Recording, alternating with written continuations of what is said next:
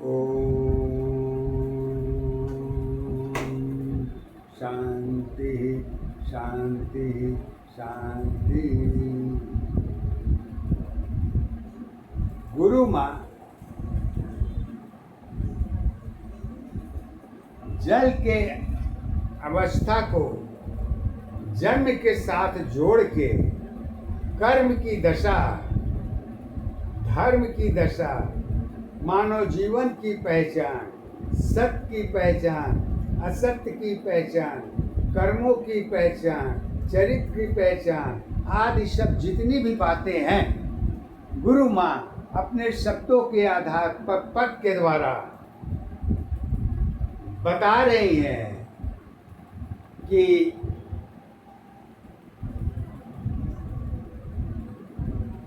पहचान और अहंकार ये दोनों की क्या अवस्था होती है, इसको गुरु माँ जी ने शब्द के आधार पर गीता के द्वारा पद के आधार पर अपनी बात शब्दों के द्वारा न कि ग्रंथ के आधार पर बताना चाहती हैं, क्योंकि शब्द ही गुरु माता का मूल आधार है। गीता में कर्म को ही महत्व का स्थान दिया गया है। इसको ग्रंथों के आधार पर महाभारत कर्म और धर्म दोनों की दशा को एक करके बताया है, और गुरु माता इसी को आगे पद के द्वारा कैसे बता रही हैं, ये उनके ज्ञान के आधार पर जानिए। महाभारत की पहचान अवस्था शक्ति की पहचान है। महाभारत की पहचान अवस्था शक्ति की पहचान है। उम्र अवस्था जुड़ी दशा की दोनों की एक आधार है। कृष्ण अवस्था शक्ति की भक्ति की सत्ताधार है। कर्म अवस्था धर्म दशा की गीता की सत्ताधार है। एक दशा आधारी अवस्था एक दशा पहचान है। गीता की आधार अवस्था कर्म दशा आधार है। समय अवस्था गीता की जुड़ी दशा पहचान है।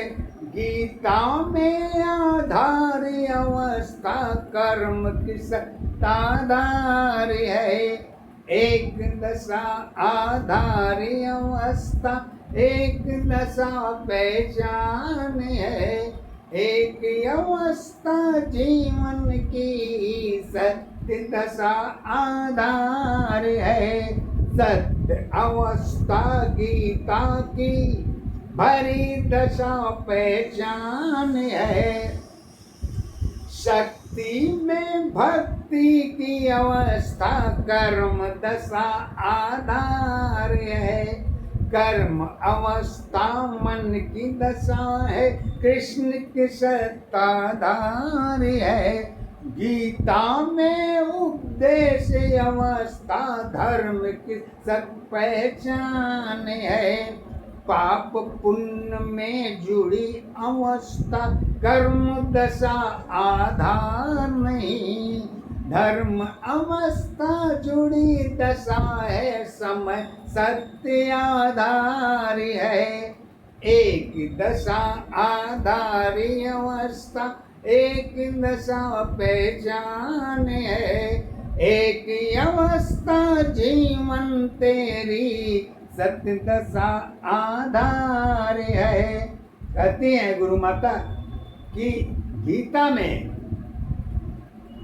धर्म की भाषा क्या होती है, ये कृष्ण और अर्जुन के माध्यम से कृष्ण जी अपना उपदेश अर्जुन को सुनाते हैं। कैसे सुनाते हैं? धर्म की भाषा शक्ति में सत्य एक आधार है। धर्म की भाषा शक्ति में एक सत्य आधार है। एक जीवन पहचान अवस्था एक कर्म आधार है। सत्य के अंदर गुण की दशा है, गीता की पहचान है। एक दशा पहचान अवस्था एक दशा आधार है। एक अवस्था गीता की कृष्ण की सत्ताधार है। फिर कहते हैं कि गीता में सत्य के आधार को तो कृष्ण ने गीता के आधार पर कर्म की दशा समय की अवस्था को लेकर तो बताए हैं, लेकिन उसके साथ साथ मानव जीवन की दशा को भी गीता से जोड़ के कृष्ण ने मानव जीवन में गीता के लिए में जोड़ के क्या कहा है? गुरु माँ हमारी पद के द्वारा कहती हैं, मानव जीवन दशा अवस्था अहंकार एक है।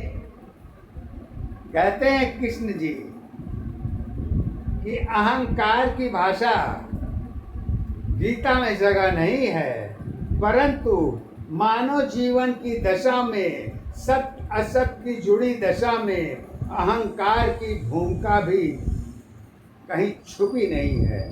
कहते हैं कि कहाँ क्यों नहीं छुपी है? इसलिए कहते हैं कि मानव जीवन दशा अवस्था अहंकार एक है।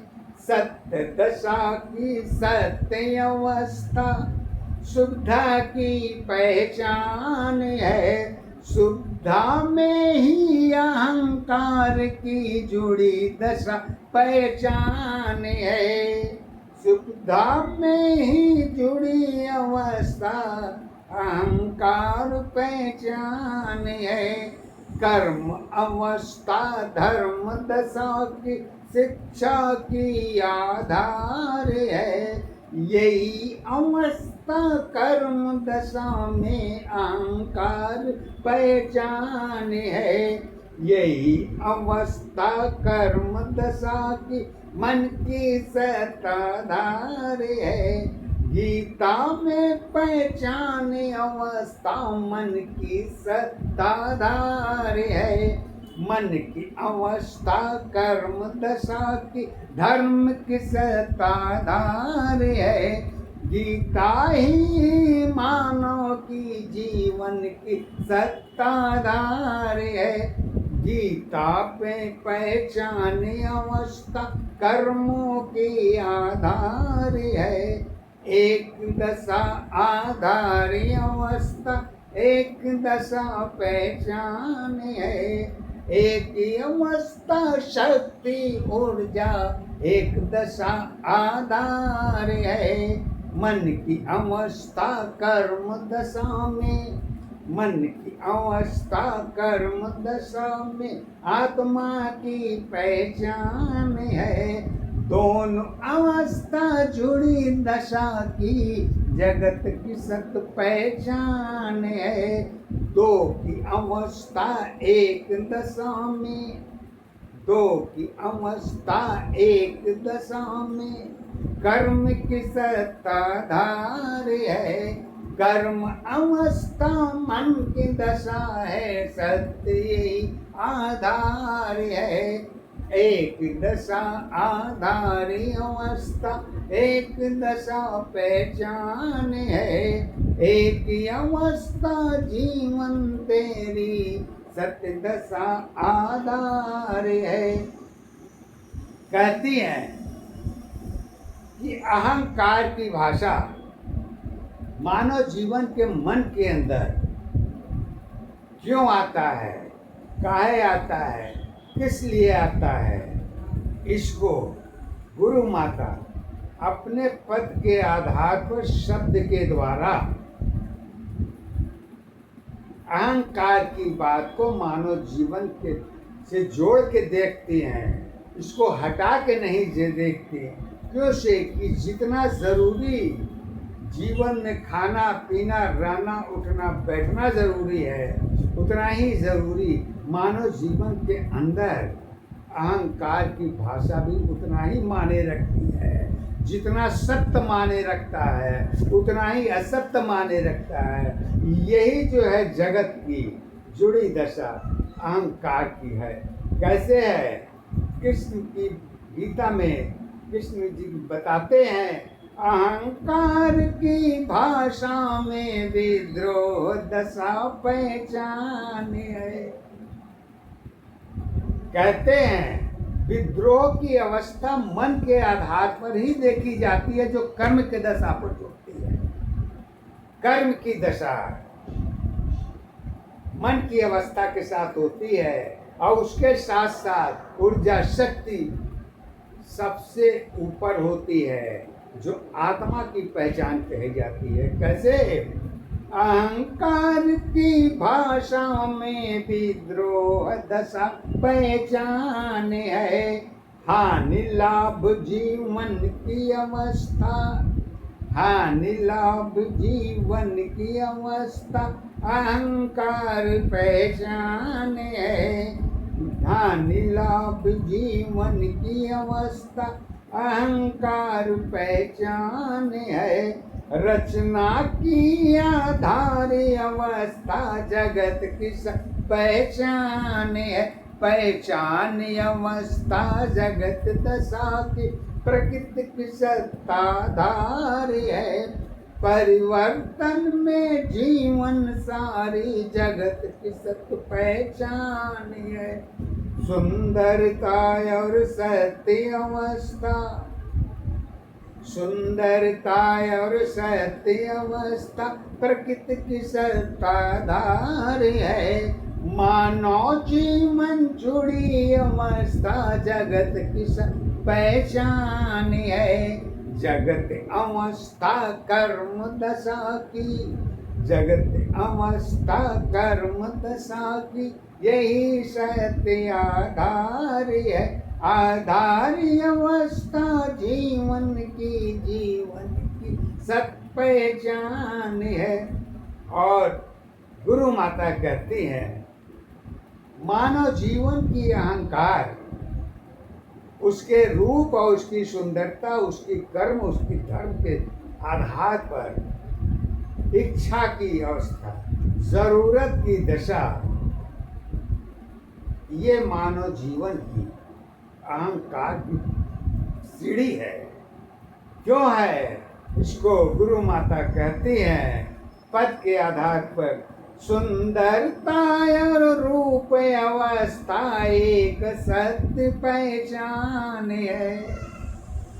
सुंदरता और रूप अवस्था एक सत्य पहचान है। जीवन की अवस्थाओं में अहंकार आधार है। जीवन की अवस्था में अहंकार आधार है। अहंकार की एक अवस्था कर्म दशा आधार है। मन की दशा कर्म अवस्था अहंकार सत्य है। सत्य जीवन पहचान अवस्था अहंकार आधार है।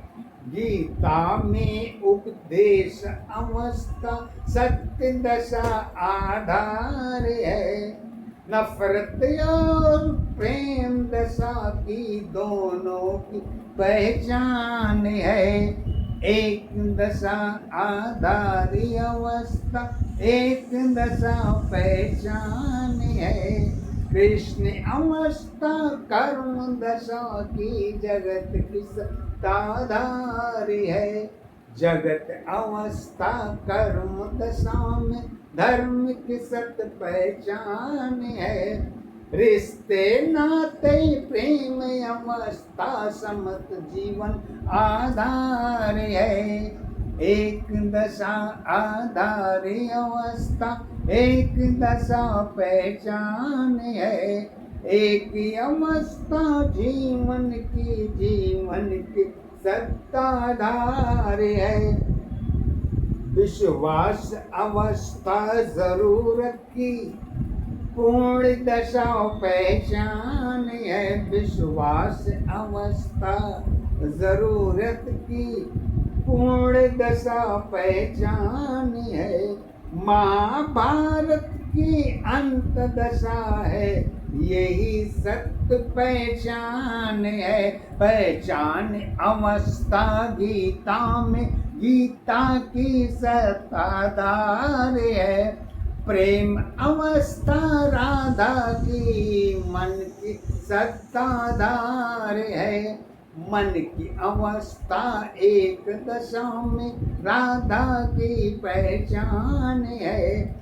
कर्म अवस्था धर्म दशा में शक्ति की पहचान है। महाभारत की एक अवस्था शक्ति की आधार है। दोनों अवस्था जुड़ी दशा गीता की सत पहचान है। गुरु माँ की कृपा अवस्था अरुण कमल आधार है। मन की अवस्था जुड़ी दशा की गुरु माँ पहचान है। एक दशा आधार अवस्था एक दशा पहचान है। एक अवस्था जीवन की सत्य दशा आधार है।